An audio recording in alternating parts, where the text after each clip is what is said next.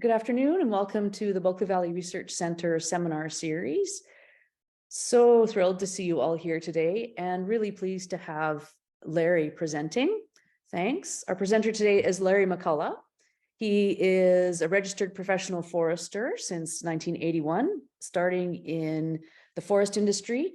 He's well grounded in forest operations and research and has a comprehensive understanding of forest regulatory and policy framework. And this seminar today, he'll be discussing climate change and the abundance and distribution of tree species in British Columbia and what climate change means for the future of that and how we adjust forestry and other plans in the future. Thanks so much, Larry, for taking the time. Oh, and I've completely forgotten an introduction of myself. I'm so ready to get into it.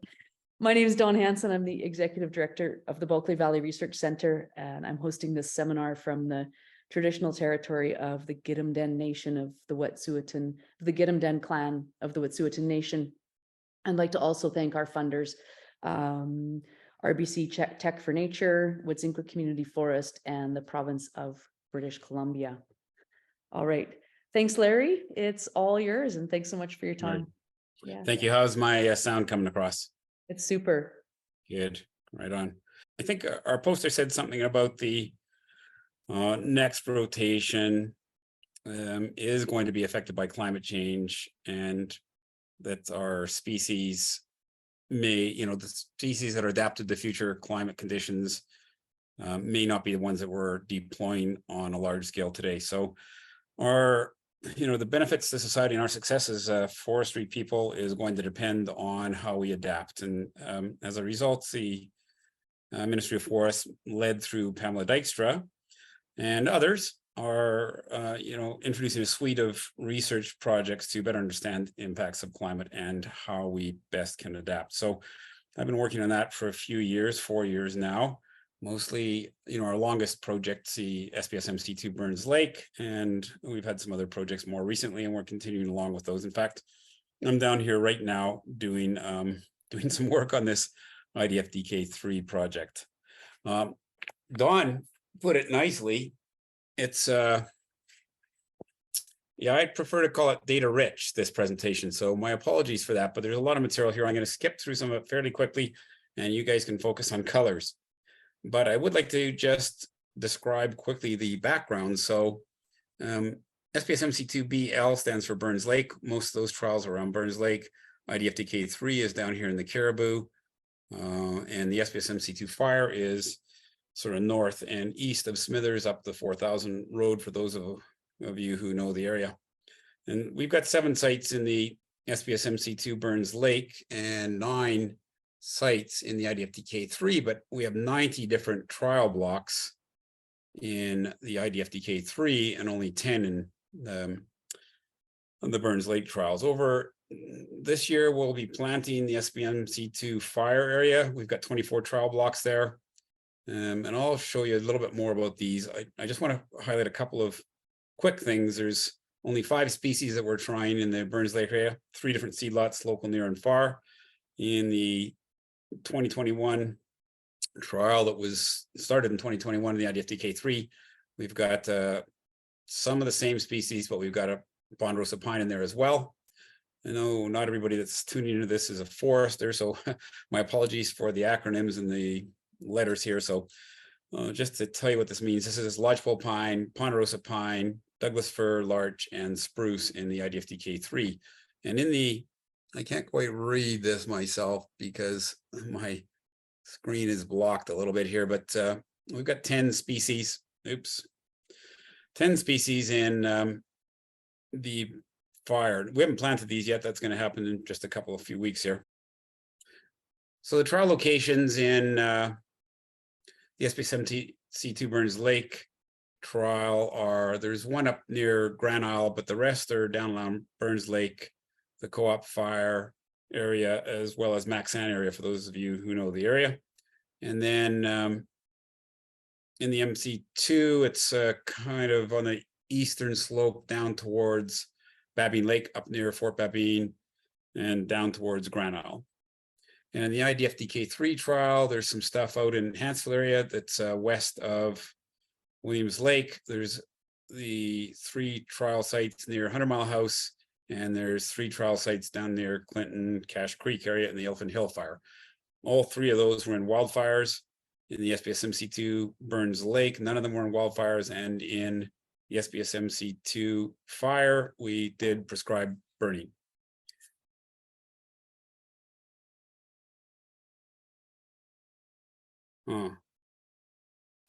There we go. So the just moving things around on my screen. So I'm just going to give you a quick rundown on the design of the trials, just to give you an understanding of what we're looking at when it comes to results. So in the SBSmc2 fire, we've got 3 different sites. At each site, we've got 8 trial blocks, and 4 of those trial blocks are in fire and 4 of them are in non-fire. And the trial block design looks like this. There's 20 plots. Each plot has 36 trees. All the trees are spaced at 2 meters apart. And that pattern is consistent from site to site. That's 2,500 stems per hectare for those of you who are wondering what the density looks like. And in the SBSmc2 Burns Lake, it was our first trial. We have 15, in each trial block, we have 15 plots. Each plot has 36 trees, but we did things a little bit differently. You can see that this blue box here is the trial block, we're calling it. We also had some operational plants, much bigger areas. We just did a mixed bag planting of the 5 species. And the 1, 2, and 3 in the screen represent they represent local near and far seed lots. And we also have this line of trees that is for each species and seed lot. So you can compare, if you go out there, you can just visually walk around and see right away what things look like, how the various species are performing. Okay, our most complex trial by far is the IDFdk3. Here we've got 5 species. We've got at each site, each of 9 sites, we've got 4 trial blocks, 4 fall plant blocks, 2 shade blocks, 2 levels of fire severity, and am I missing anything here? Oh yeah, site prep, some site preparation. So these pink dots are trial blocks that have been site prepped, and the others haven't. It's quite a complex trial, trying to look at a number of different variables that impact seedling survival and growth, early growth, and in addition, we've got weather station data. I'm just going to skip through these next ones fairly quickly. We did drone imagery on all these sites. We can produce fancy stuff like this image on the left, which is the 0.5 contour meter interval. That helps me decide if there's going to be, where cold air is going to drain, where it's not going to drain, is it collecting anywhere, as well as, what the topographic relief is for the various trial blocks. We've got weather stations on all these. We've got it's a satellite uplink, so it's powered. It's got a big battery in it. It's powered by solar. It's got wind up here. It's got a pyranometer for solar. It's got rainfall. It's got RH and temperature down here. And we also put some log tags in, which measure temperature close to the ground. And we've got soil moisture stations that record, I think we've got them every 50 minutes. It's either an hour or 15 minutes recording soil moisture in meters cubed per meter cube. Some other quick features, so all those trials have all that stuff, but the Burns Lake, the SBSmc2 fire is a little bit different. There we did a whole pile of fuel transects. We measured the LFH weights and volumes. We stuck in burn pins. This, the slash was at the level of this cross here, and then we burned it, and that's how much of the litter was consumed. We also had weather or fire fuel moisture sticks out here, and so we would, up the days leading up to the prescribed fire, we knew what the fine fuel moisture content was. In this case, it's 6%. So we just weigh that and figure out what the fine fuel moisture content is. And we also looked at burn severity. This is post-fire through a combination of on-the-ground measurements and imagery. And this fire stuff was pretty exciting and there's a lot of work going into it. So it was a team effort. And so we had, myself and my team. We had Wes Fraser that came up with the blocks in the first place and did a lot of the work around preparation of the sites and access, maintaining access and making sure we've got water. And then BC Wildfire Service, in particular Brad Martin and a couple of other burn bosses, did a lot of work getting crews out there and burning. I noticed that Sybil Hosler is on the call, and it reminds me of the burn that we did out at Horetsky, Sybil. Anyway, this was a bit more precision, I would say. So let's, Don, maybe you can try to share this video. This is just to get people a feel for what this burning looked like. It's just a little interlude here. So we had to do a burn plan for one. And then we took our satellite data and plotted that day over day for rain and moisture. Then we plugged that information into these fire weather indice calculators to figure out what our fire weather indices were, and measuring soil moisture, doing some prep of the site, wooding down the perimeter, the actual burning.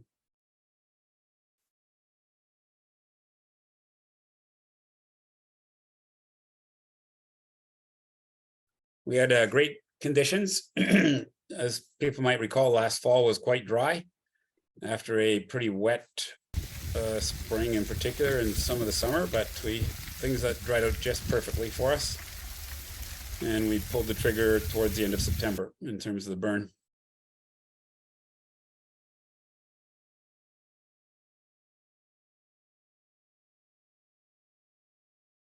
These are a couple of guys from around here, one from Burns Lake. We had different fire crews there to get a bit more experience with prescribed fire. There's the weather station that we're using for the satellite upload for the wind and RH and temperature. They dug a pretty big sump here that we used for water source to control this broadcast burn. The broadcast burn wasn't that big, but it was challenging. I won't go into all the details, but we had a wind that was very favorable to us, and then it turned around, went down slope. So we had, in these things here, you can see some spotting out in front of the main fire front. And yeah, that wind is going in the wrong direction, unfortunately. But anyway, we held it. And no, I did not fly right through the fire. It's pretty hot. Those wildfire services guys were awesome. Hanging in there, holding their ground, trying to keep the fire contained. Lots of fire tornadoes and that sort of thing going on. That looks a bit of torching.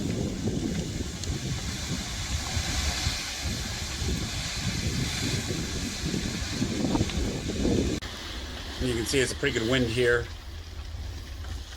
And it wasn't exactly the way we wanted it to go, but anyway, that's the nature of fire. It's a bit of a blunt instrument as opposed to a scalpel. You can see here that, when it hit the burn piles, this is big fire. It's really intense, and the potential for spotting is big.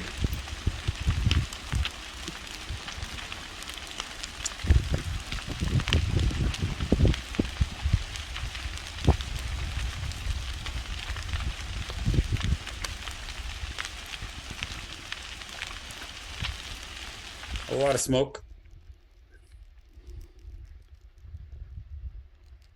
Yeah. Really? Yeah. Well, a big fire. Well, And even the radiant heat alone would light some of the trees on fire. This is like an hour after the flame front passed through here. Oh, I was pretty happy with the result. Looked really good.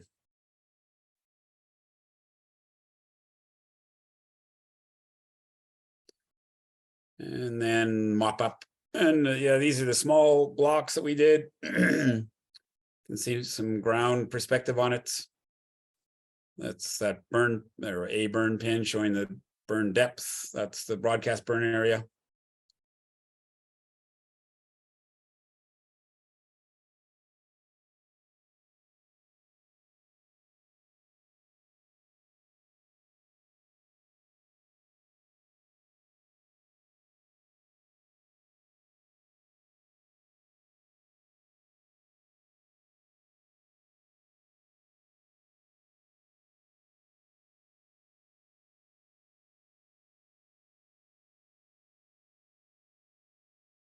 Okay, so that was just a little bit about, excuse me, some of the features of the prescribed fire trial, as opposed to the other trials where we, in the one case, had wildfire, in the other case, we had no fire. So a couple of quick concepts I like to go through here so people understand what comes next. But this idea about, people have a struggle with the idea of trying to move species into novel environments when those, before the future favorable climate change conditions occur, which is fair enough. However, the idea here is that, under normal conditions, some of these species, when we move them to these novel sites, may be suitable. But when you have environmental extremes for which they're maladapted, then that might not be the case. But that is valuable in some ways because this, we had pretty cold weather in 2020. We had low rainfall in 2021. We had the heat dome as well in 2021. And I'm down here in the IDFdk3 now. In 2022, apparently we had pretty cold temperatures and we had a lot of frost damage. So these things help us because they provide insights into what these extremes are going to be like and whether there's any chance that any of our seedlings will survive. And it turns out that yes, there is. So we need to understand better then, looking down at bullet 3 here, if we, even in the face of these extremes, if we're able to choose the best seed lots and sites, change planting timing, undertake specific site preparation, or undertake nursery cultural practice that allow us to introduce novel species and seed lots well before future favorable conditions. And I was not certain about that at all, but I'm getting more convinced we have an opportunity to do that. Continuing on with some underlying concepts, there's this concept of vapor pressure deficit. People throw that around a little bit now after that 2021 heat dome event, but I was fortunate to be working with Vanessa Ford and a fellow by the name of Bob Sager. He's a bioclimatologist, he likes to call himself. Vanessa's a climatologist working out of Prince George.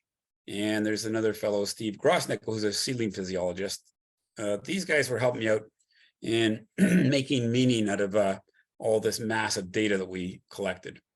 So VPD, excuse me, is very important. I think it's a reason we had widespread mortality in 2021. So if you look at this image here, it shows a green area, yellow area, and a red area. This is a function of relative humidity and air temperature. So when you have high relative humidity and low temperature, this is perfectly fine for seedling physiology. Once you hit this yellow area where relative humidity, where the air starts drying out and the temperatures go up, we have seedlings that are under stress. And these values, 1.9, 1.2, 1.0 are, interpretations by Steve Grosnickel, who's been working on this for a lot of years now. But they're an indication that we have the beginning of seedling stress. The red area is, it's definitely going to be seedling stress, some mortality. And at these high levels, notice that the highest level Steve has here in his chart is 6.6. We're likely going to have quite a bit of mortality. And think about it like this. There's a continuum of soil moisture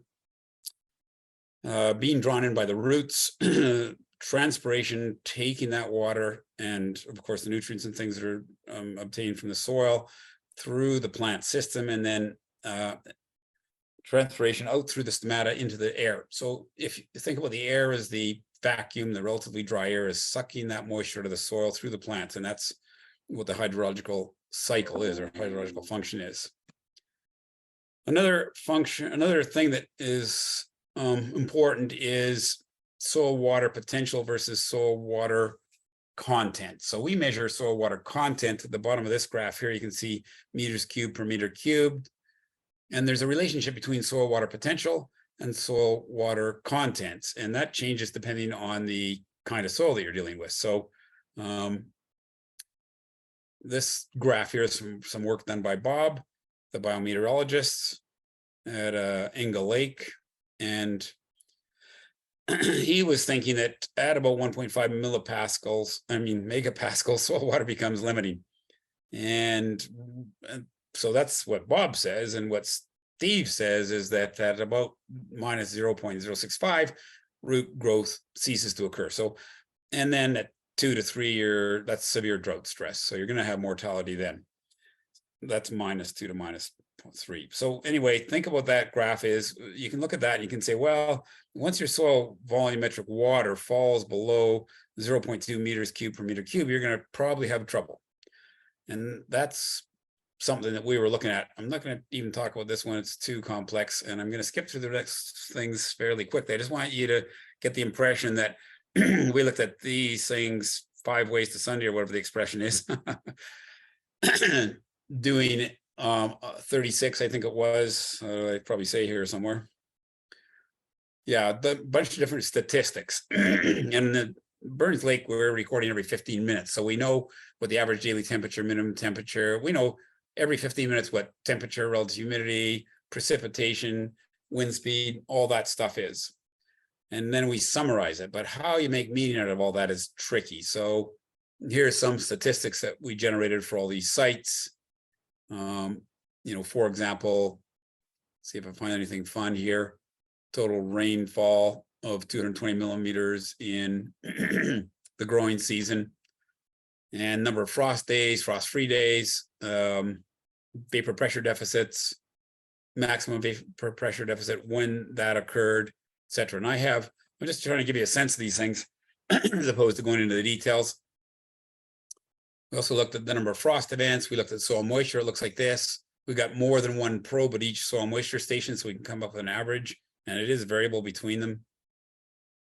Here's a vapor pressure deficit graph, excuse me, that Bob Sager did for me.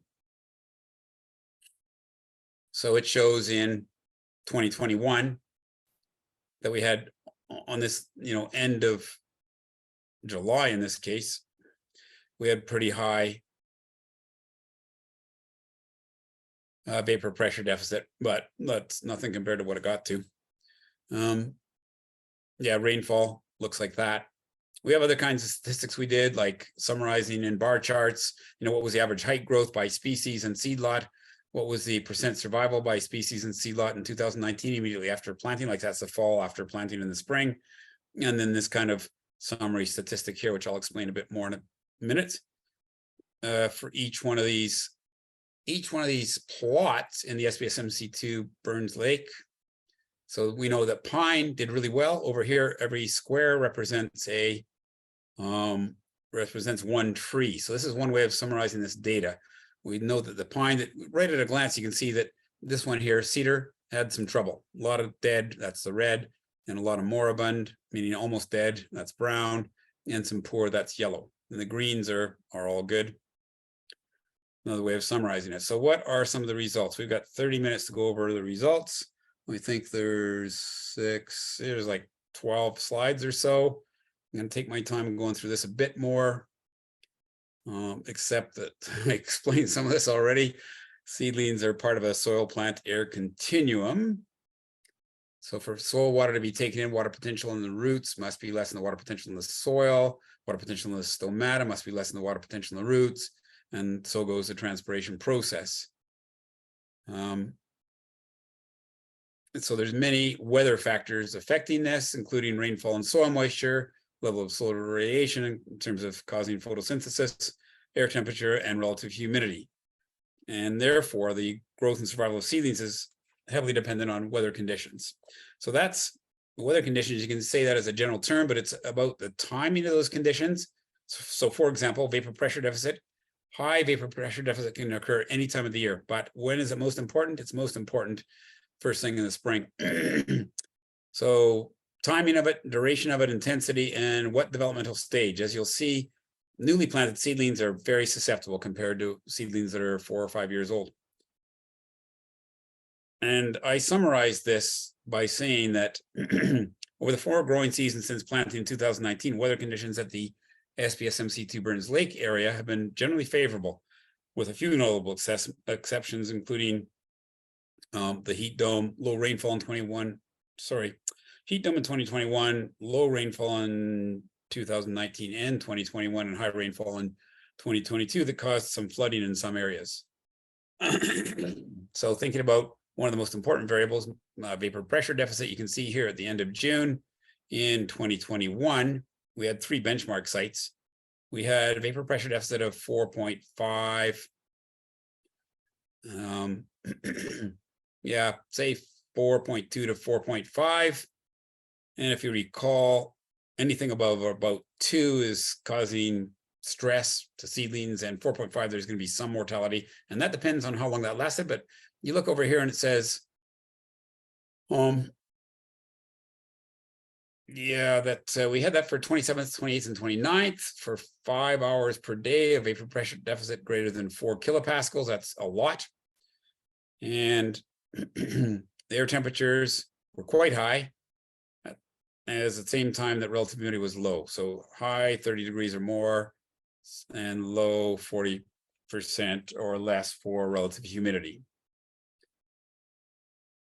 Rainfall, just take a quick look at, I won't go into the words here. I'll just say, look at the bar chart. This is the average.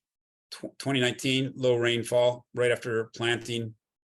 And then pretty high rainfall, normal rainfall, say in 2020, then very low rainfall in 2021, coincident with high temperatures. And so low soil moisture and high temperatures and low relative humidity means trouble for vapor pressure deficit. 2022, a lot of rain, 4 times more rain than 2021. That's in June, which is a critical month. We also had a frost site. So I purposely chose one site that I thought was going to be frost prone because we wanted to see how the various seedlings, how the various species and seedlots did relative, with growing season frost as well as cold air temperatures in the winter. And I summarized by saying that growing season frost was not a major concern at any of the benchmark sites. And that's like, there's not very many days in May and almost none in June I think there was none in June that were less than -4, which some people consider to be a killing frost. Data blood flush is of course important when it comes to top kill and that sort of thing. And we don't know exactly when that blood flush was. So this site that we chose for frost looked like, a lot of the seedlings look like these underneath here. And that year at the weather station we had at that spot, it went down to -41.6. It was pretty darn cold. And I can't remember how many days that lasted for. It was a couple of days. And depending on whether the snowfall was low or high, if you've got -42 degrees and you've got high snowfall, that serves as an insulating blanket for the seedling, so it's not so bad. If you have low snowfall and the trees are sticking above, then you can get frost kill at a certain point, or you can kill the whole tree. In May 2021, 22, and 20, 7, 8, and 21 days where minimum temperature fell below -3 degrees in May. And this trial, this particular spot, this frost site, 8 of 9 fir, larch, and cedar seedlots had less than 30% survival. So we generally had good survival in the SBSmc2 even after the heat dome, but at this frost site, all these introduced species got hammered. Here's another way to look at it. If you look at the stuff on the left, you've got spruce and pine, and the green means fair or good, and the yellow means poor, and the red means dead, and there's some missing and moribund there, but none of that shows up. It's like pretty darn good survival on the left, regardless of species and seedlot. Although there's some, if you're going to pick a seedlot, this PL 63705 looks like it's easily the best for 4 years, after 4 years of data. And over here, the spruce 8482 looks really good. Actually, all this stuff looks good, but you can see there's differences between the seedlots. If you look at the fir, this is larch across the top, then fir in the middle, and cedar at the bottom. Very bad. Cedar looking terrible. The gray is missing, meaning we just couldn't find the stem, because larch are little sticks, so they don't have any needles on them. First of all, they don't have any needles in the spring, of course, or over the winter, but yeah, they're hard to see out there. So if they were alive when we surveyed in the fall, it would have been obvious. Here's another way to look at this data. We've got the various sites. And if you look at the pine and the spruce, these cells that are highlighted with red or pink fill mean that it's less than 50% survival, and 50% survival is just a number. Oh no, it's less than 1,000. Sorry. So red highlighted cells indicate less than 1,000 surviving stems. So a lot of the cedar did not do it, but there are some seed lot combinations that were more than 1,000 stems per hectare. So there is some faint hope. Not on the frost site though. At the frost site, there was nothing that. This is mortality, by the way. Sorry about that. Oh no, survival percent. Right. Yeah, we have both survival and mortality, but this is survival. So nothing surviving down here on this frost site. However, there was one seed lot, Douglas fir, that had 57%. Maybe it's something we could consider. Here's another way to look at it. Still talking about the SBSmc2 Burns Lake survival. In 2019, the species and seed lot combinations look like this on the left. In 2022, they looked like what's on the right. So the first year, even cedar did not too badly. Larch, not so great. One of the seed lots of larch did okay. Fir was mixed. One of the fir seed lots was great in the first, after 1 year growing season. Cedar was not too bad. But then winter came along, and then the following spring with some growing season frost early in the spring. And you can see the cedar, all this orange stuff is poor or worse. So it was terrible. And larch and fir not great, except for one seed lot of fir was okay. And then the pine and spruce looked really good. So what are some conclusions? Spruce and lodgepole pine, this first sentence here, have generally performed much better than the other species. And the difference between seed lots wasn't huge at only 10%. When novel species like fir, larch, and cedar were established, there was big difference between the seed lots. And yeah, but it wasn't always that local was better than far or vice versa. So in this case, local did not perform better than far for this larch. With fir, though, the local was better. And with cedar, there's no consistent pattern, but there was, giant mortality anyway. Interestingly, though, the cedar, third bullet down, performed best on the dry site. One of the sites, these sites were all circummesis except for one area where we've had a wet site and another area where we had a dry site, just to see what happened with those. Cedar did pretty well on the dry site, surprisingly, with 61 to 86% survival, and worst on the frost site with only 1 to 57%. Spruce and pine are the most frost tolerant. So people think spruce is not frost tolerant. It's, I don't know, it's pretty darn frost tolerant in the SBSmc2. And yeah, there's some seed lots that are better than others. No significant decrease in survival rates for any of the species from 2020 to 2022, despite the 2021 heat dome. So this tells me, because it's quite a different story in the IDFdk3, because in the SBSmc2, when seedlings are already well established, they were 3 years old at that point, they're much more resilient to disruptive weather events like vapor pressure deficit, maybe others as well, probably frost, almost certainly. Spruce and pine are likely the most drought resistant. Larch and fir are close, and they're all better than cedar. Despite the fact that cedar did best on the dry site, it still didn't do very well. It was still poor. And so here's the best seed lots on the dry sites. There's particular seed lots that did well. Survival of larch and fir on the wet sites was poor, really poor. And yeah, that's for larch fir. And then cedar was better than both larch and fir, varying from 53 to 81%, depending on the seed lot. So if cedar's got a place, it's going to be the wet sites, and nobody's going to be surprised by that. But interestingly, you could probably put it in as a small mix on some sites, particularly if there is some ground vegetation or overstory shade as a minor species on dry sites. Overall survival of spruce is nearly 100% on the wet site. And pine was pretty darn good, 94 to 100%. That's good. So there's some things that we think about. Sorry, I missed one bullet. There's some things we think about when we're thinking about success. And I think that we need to double check our thinking on some of these things like spruce and pine and whatnot. So we've got a few slides to go here. not many. We'll have a bit of time for some questions, but some quick findings in IDFdk3, bearing in mind this is only one growing season for the fall seed lots and 2 growing seasons for the spring seed lots. So we don't have much data, but the preliminary data, and bearing in mind that this is a complex trial here, I don't have everything that we have discovered here, but yeah, we have 18 weather stations, a lot of soil moisture data. We have shade, ripping, wildfire severity, and fall planting.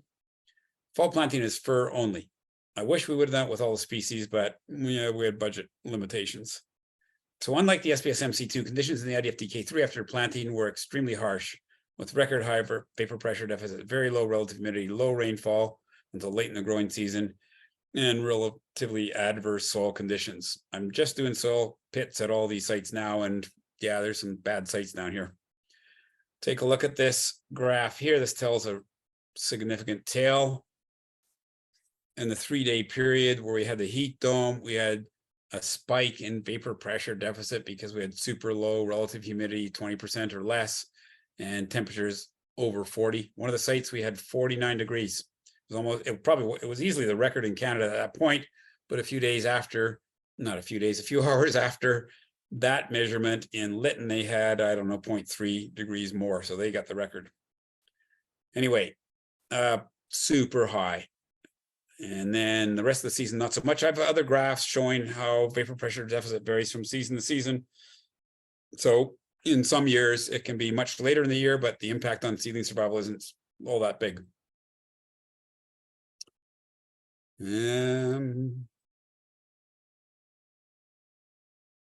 Think that's it. We definitely have frost down here. Oh, this graph, by the way, is courtesy of Bob Sager. He did it for me. That was awesome. Some rainfall stuff. You can see that the rainfall varies from site to site substantially here. And of course, by month to month. So, the big thing we were testing here was, is soil moisture different in the ripped areas versus the non-ripped areas? And there wasn't a, I mean, there was a statistically valid correlation there, but it wasn't as high as I was hoping for. And the main reason for that is probably where we put the soil moisture probes. I don't like exactly where they were. We put them where people were trying to plant their trees, but now that I know more about these sites, I would have put those a little bit lower, and maybe we would have had a bit bigger difference. Okay, well, nobody's going to read this. I just want to point out one thing. We've got these trial blocks that are out in the open. That's all the stuff on the left with the yellow bar here. And we got a green bar. Excuse me, that was Douglas fir planted in the shade blocks. And the shade blocks had 2 levels of shade. There was sort of moderate shade and there was low shade, but it was still shade. And then there's the fall plant blocks over here. And those were also just Douglas fir. So this one in the middle and the one on the right are Douglas fir only. The rest are all the species and out in the open. And if you look at this bottom bar here, it says 81 to 100% mortality. So that's extremely poor. That's the red. 61 to 80% mortality. That's the orange.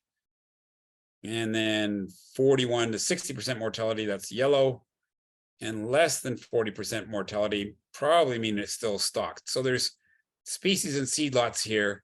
Let's just get this general impression. There's species and seed lots that, despite the heat dome, despite very terrible conditions after planting for the whole rest of the growing season, we have species and seed lots that are going to do okay. And if we put it in the shade blocks, we get much better results. That's just Douglas fir. If we plant in the fall, then there's hardly any mortality. It was crazy how good it was, except for one seed lot here. And it was a local seed lot, surprisingly. So this fall plant block primarily was a result of, missing the heat dome. It was planted after the heat dome and there was a rain event right before planting. So that was great. By the way, quite a few of these red things are 100% mortality. Every single tree died. It was quite discouraging. Here's an example, visual example where we've got, survival of the Hansfield mid open. That's the left 2 heat maps over here versus Elephant Hill mid open right 2 heat maps. So you can see there's a big difference between sites. Why is that? I'm not confident yet, but it's about soils likely. And these ones here are at the southern end of the IDFdk3, and these ones are at the northern end. So again, some species in sea lots stellar. Despite a heat dome, 100% survival here, and it all looks good. That's just crazy. Okay, I'm getting a little bit too excited about the research, but anyway, and then the ripping was statistically significant. It makes a difference. There's no two ways about it. Local, near, and far sea lots, all species combined, you still see a significant difference. I think it'll be more pronounced than what we show here. And that's because of the nature of the way the planting was done and the way that the rips were done. But down in the IDFdk, there's a lot of BT horizons. You know, it's quite compact. You often have sandy clay loam is the norm down here. It's these very dry, baked concrete layers when you don't get much rain. Anyway, there's lots of reasons that I won't go into these details here, but there's lots of reasons that ripping helps ameliorate that. So the key findings then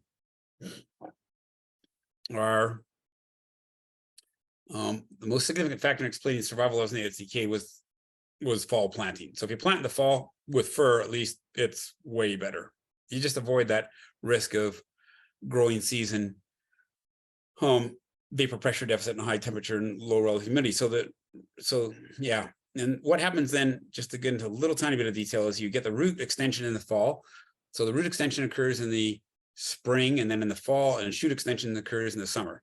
And when you have root extension in the fall after planting and the seedling is well established, then it can take advantage of the soil moisture conditions early in the spring and get started promptly. I think we need to try other species, particularly spruce down here, because it did terribly on average. 97% for fall planted seedlings. Yeah, seedlings are in a good position to take this out in the next thing. Okay, survival of fir in the spring. In the understory versus in the open was only about 17% difference. So it wasn't great, but the overstory after a wildfire, there's not that much overstory. You can see in that picture on the left, this is what a stand might look like. So there is some shade resulting from that, but it's not stellar. So if you were in a different situation with non-fire affected landscapes, then maybe you'd get bigger results. So I'm trying to leave 15 minutes. I'm trying to leave 10 minutes. IDFdk3 is more challenging than the SBSmc2. You can expect some big vapor pressure deficits in the future, and we need to mitigate against those. And there's ways to do it. Pine and like lodgepole pine or ponderosa pine are definitely look good. So we would be introducing lodge or ponderosa pine in some of these sites. Lodgepole pine already occurs, but there's particular seed lots that are good. Spruce is terrible so far, and larch very risky. I wouldn't be putting larch or spruce in anywhere down there on a widespread basis, at least. So then you need to come up with a hedging strategy. We need a significant proportion of our planting of the fir anyway in the fall, maybe in understory as well. By the way, Steve Grosnickel's got a great report. It's called Best Management Practice for Fall Planting in the Interior of BC. So that is something you guys should clue into if you're considering a fall planting program. Site preparation, essential down there. My opinion, if you're going to plant in an open cut block. And yeah, the use of spruce, larch, and fir needs very careful site selection. If you're going to try to introduce it, very careful. So we've got a lot of stuff to do on this down the road. Maybe I shouldn't have stopped that in case people want to go to a particular slide, but yeah, I'm doing soil sampling right now. I'm going to try to introduce that variable into the data analysis next time we do it. Anyway, that's it from me. Hopefully I didn't rush through that too quickly. Is there, wondering if there's time for questions, Dawn, is there? Hi, yes, there is, Larry. Thanks so much